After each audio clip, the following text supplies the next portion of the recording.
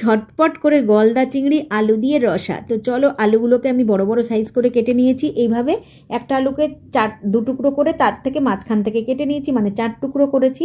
তোমরা চাইলে তোমাদের মন পছন্দ আলুরটা কাটতেই পারো, ঠিক আছে, আবার আলু ছাড়াও করতে পারো। তো গলদা চিংড়ি যে ঝটপট করে, মানে খুব তাড়াহুড়োর সময় কি করে এইভাবে করবে সেটাই তোমাদের সাথে আমি শেয়ার করছি, আমি ঠিক যেভাবে করেছি। গলদা চিংড়ির সাইজটাও কিন্তু দেখো, খুব একেবারে কিন্তু খারাপ না, খুব ভালোই সাইজটা, তোমরা দেখে বুঝতে পারছো। ঠ্যাংগুলো দেখো, তাহলেই বুঝতে পারবে। আর চিংড়ি মাছ তো জানোই তেলের মধ্যে দিলে একটু কুকড়ে যায়, তো তার জন্য মাঝে মাঝে কিন্তু আমি কাঠি গুঁজে দিই, কিন্তু আজকে আর সম্ভব হয়নি, খুব তাড়াহুড়ো ছিল।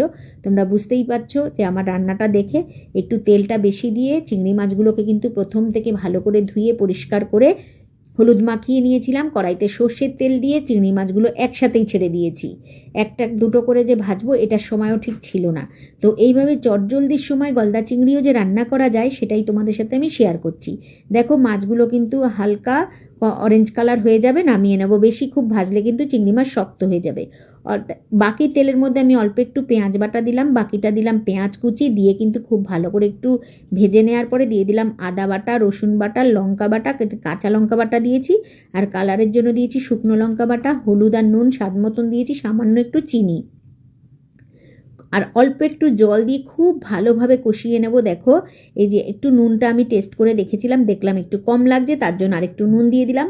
জিরে ধনের গুঁড়ো দিয়ে দেবো 1 চামচ, মানে বড় চামচের 1 চামচ, ছোট চামচ হলে 2 চামচ দিয়ে আবারও ভালো করে কষিয়ে নিয়ে দেখো তেল ছেড়ে দিয়েছে, তোমরা দেখলেই বুঝতে পারছো মশলা থেকে।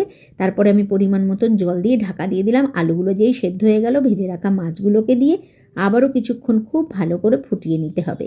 এবারে অনেকে তোমরা ঘন ঝোল পছন্দ করো, অনেকে একটু পাতলা ঝোল পছন্দ করো, তো আমি কিন্তু মোটামুটি একটু পাতলা পাতলা ঝোলই করেছিলাম, খুব ঘন করিনি। তো ভালো করে দেখো, যেই ফুটে গেল আলুটাও সেদ্ধ হয়ে গেছে, এবারে গরম মশলার গুঁড়ো ছড়িয়ে দিয়ে নামিয়ে নিলাম গলদা চিংড়ির ঝোল।